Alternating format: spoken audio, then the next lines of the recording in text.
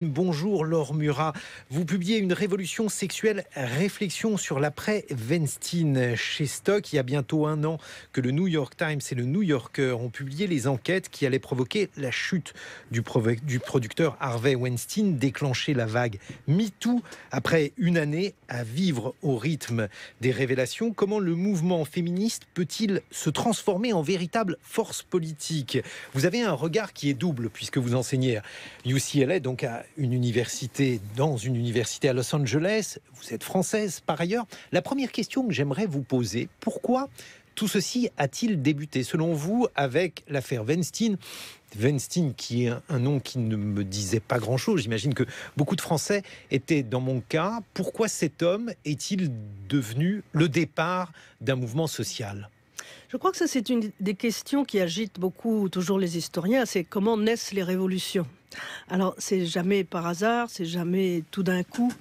Harvey Weinstein était quelqu'un de très connu aux États-Unis, même s'il reste quand même relativement marginal. C'est juste une figure de Hollywood.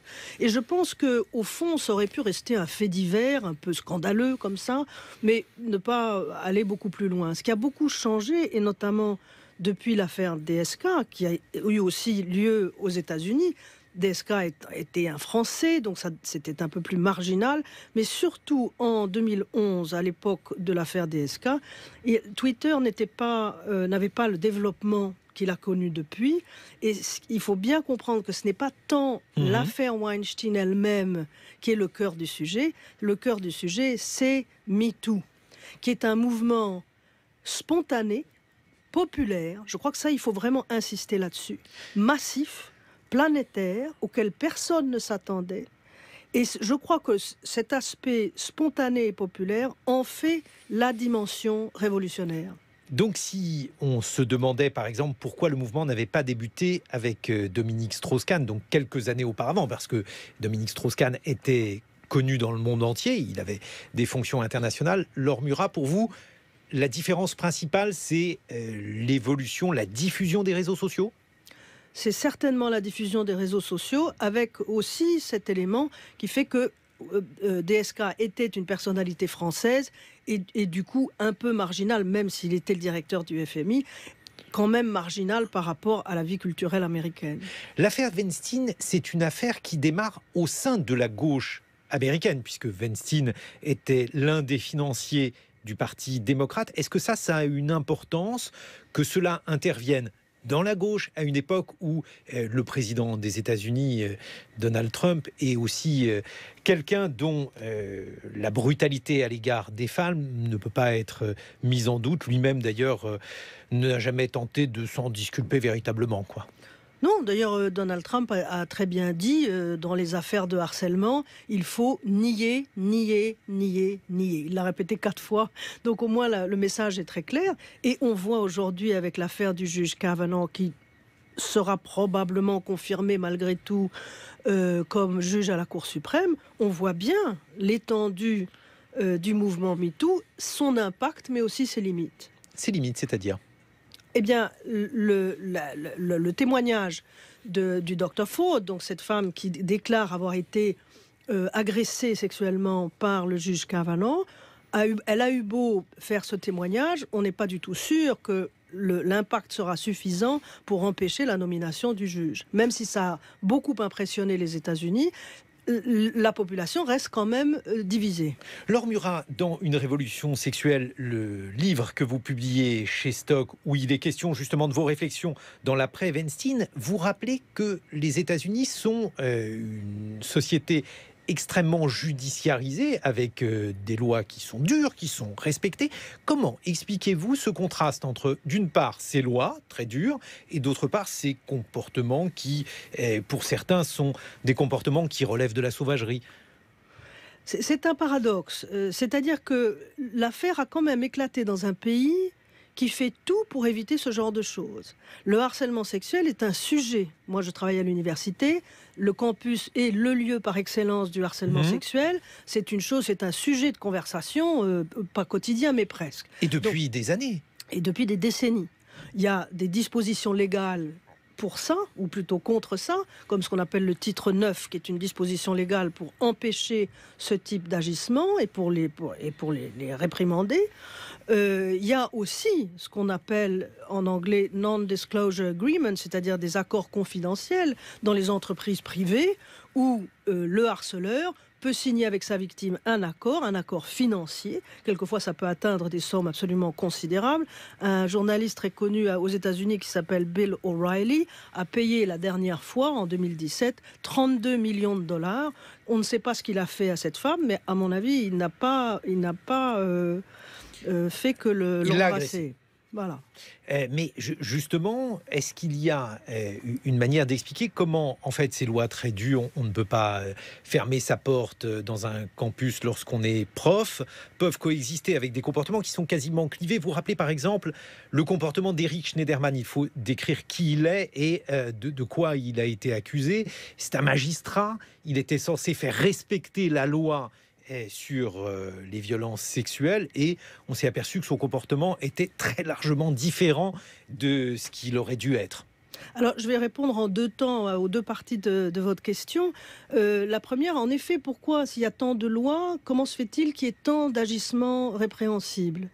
C'est pas seulement un paradoxe, c'est-à-dire que ces lois sont faites a priori pour défendre les victimes, mais elles visent essentiellement à protéger l'institution. C'est ce qu'on appelle en anglais liability management, ce qu'on pourrait traduire par gestion des dommages potentiels. C'est ce qui a par exemple autorisé ce scandale absolu de ce médecin dans le Michigan, qui était le médecin de la Fédération de gymnastique et qui a molesté des enfants à partir de l'âge de 6 ans pendant 30 ans. Et cet homme a été couvert par la Fédération olympique, la Fédération de gymnastique, jusqu'à ce que l'affaire éclate. Pourquoi couvert ? Comment expliquer que ces crimes que vous décrivez n'aient pas été l'objet d'une procédure judiciaire ? Qu'est-ce qui s'est passé dans la tête de ceux qui l'ont couvert ? Alors là, évidemment, c'est assez compliqué parce qu'au fond, on pourrait se dire pourquoi la Fédération de gymnastique aurait plus de succès avec un agresseur qu'avec un médecin qui fait bien son travail. Je ne sais pas le talent de cet homme en tant que médecin, mais en tout cas, il est évident que c'était un criminel. Bon. Il en a pris pour 175 ans de prison, je crois, donc il risque pas de revoir le jour de sitôt. On maintient un système parce qu'il marche. On ne change pas une équipe qui gagne, autrement dit. Et finalement, les succès de la Fédération américaine de gymnastique étaient tels qu'ils n'ont pas eu envie d'en bouger la structure.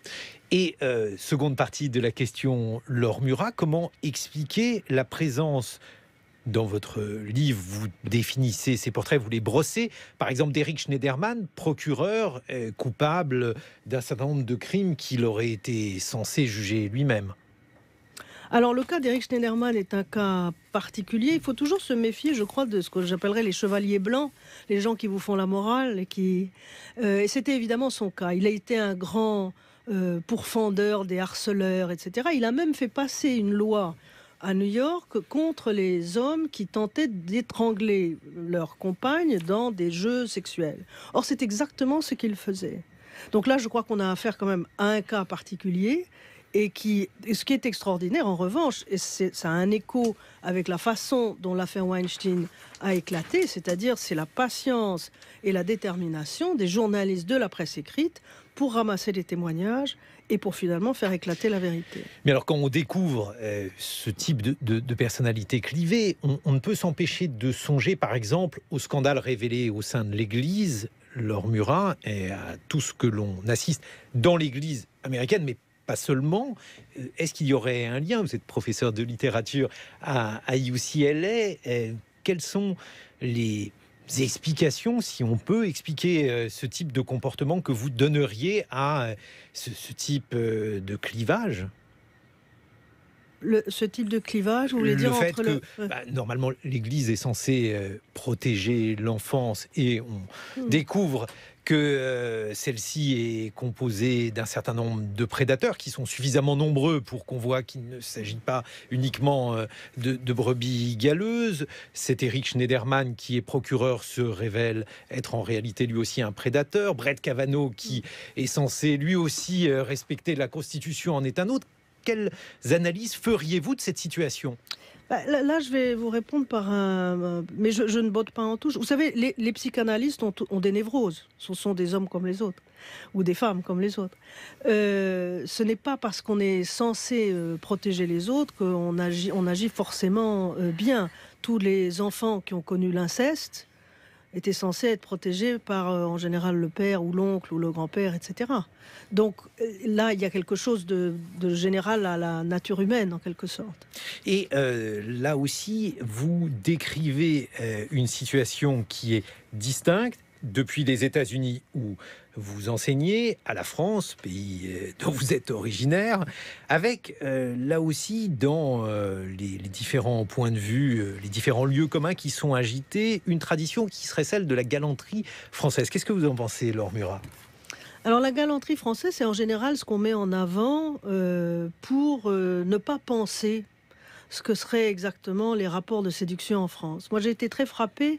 Alors, évidemment, c'est une théorie qui a été très codifiée, dont on a beaucoup parlé. Mona Ozouf en a fait le sujet, pas le sujet principal, mais presque, enfin, le sujet de son dernier chapitre dans un livre qui s'appelait Les mots des femmes, qui est paru en 95.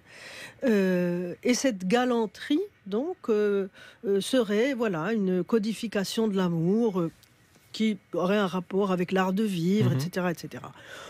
Ce que je remarque, c'est que quand l'affaire DSK a éclaté, on a dit cet homme est un séducteur, c'est un libertin, c'est un homme qui aime les femmes. Ce que je remarque, c'est qu'on ressort ce mythe de la galanterie française parce que c'est un mythe. Toutes les nations se construisent sur des mythes. C'est pas ça ce que je reproche. Ce que je reproche en revanche, c'est qu'on mette ce mythe en avant pour dédouaner des forfaits.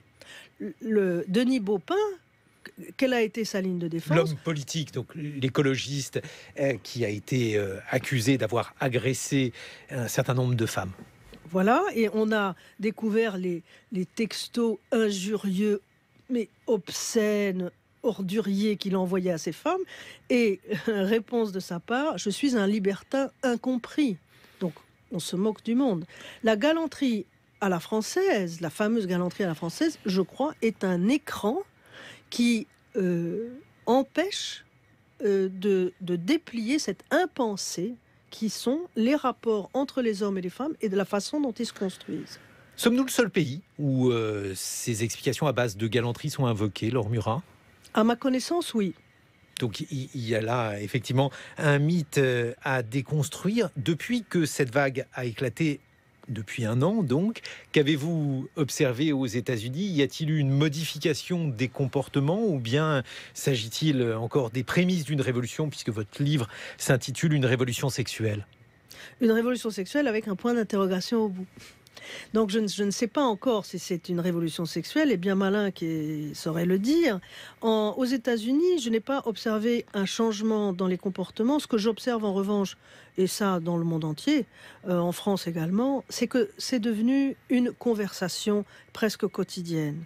Alors, avec des échos différents, on voit l'impact très fort aux États-Unis. Dans la même semaine, par exemple, vous voyez les ouvrières de chez McDonald's, qui sont pour la plupart noires, qui sont totalement exploitées, qui n'ont pas le droit d'être syndiquées, se mettre en grève. C'est historique dans l'histoire de McDonald's. Et quelques jours plus tard, le juge Kavanaugh d'être déstabilisé très sérieusement dans son accession à la Cour suprême. Donc on voit bien l'impact très réel et très concret que cette affaire a eu. Et évidemment, je ne peux que m'en féliciter. Mais est-ce que ça signifie, donc effectivement vous parlez d'une révolution avec un point d'interrogation, est-ce que ça signifie que cette quête de dignité, parce qu'il y a aussi une question de dignité chez les ouvrières de McDonald's, plus généralement la question du MeToo et la revendication d'un statut d'égalité avec les hommes. Est-ce que cela a apporté ? Est-ce qu'au contraire, le contre-coup, parce que Donald Trump peut être considéré comme un contre-coup, est-ce que ce contre-coup est plus important que la vague ? Alors, le contre-coup me semble plus important que la vague en France. Je suis très étonnée qu'au lieu de débattre de ces questions, les médias, pour l'ensemble, servent la soupe à des gens issus de l'extrême droite catholique, sédimentés par la Manif pour tous, et qui n'ont à la bouche que les dérives du mouvement MeToo, ses ambiguïtés, alors que le débat ne fait que commencer en réalité. Donc, je ne crois pas du tout qu'il s'agisse d'une guerre des sexes, qu'est-ce qu'on entend? On va plus pouvoir draguer. Il y a eu la tribune de Neuve qui disait la liberté d'importuner est indispensable à la liberté sexuelle, etc. Donc, c'est tout, avant que le débat ne commence, on réagit de façon très violente. Une journaliste... essaye de donner les paroles aux uns et aux autres également. Bien sûr, évidemment. Mais une journaliste du Monde, Christine Rousseau, qui m'interviewait récemment, a dit une formule que je trouve parfaite.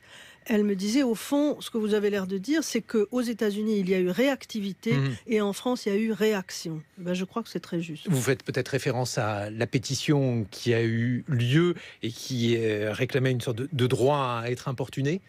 Oui, absolument.